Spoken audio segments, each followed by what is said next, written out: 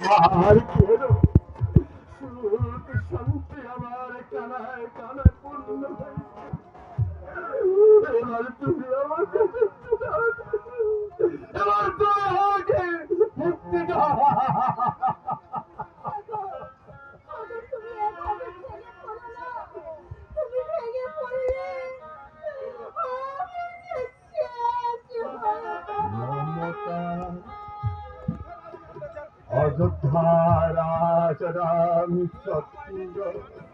পিতৃ সত্য পালনের জন্য স্বেচ্ছায় তার নিজের সুখ স্বাচ্ছন্দ্য বিসর্জন দিয়ে বনবাস গিয়েছিলেন। আর এই যুগের রামচন্দ্র তার আধুনিক সীতার কাছে নিজের বিবেক মনুষ্যত্ব বিকিয়ে দিয়ে হতভাগ্য দশরথের চোখের জলে স্নান করিয়ে তার বুকে আনন্দে ভরিয়ে দিতে চায়।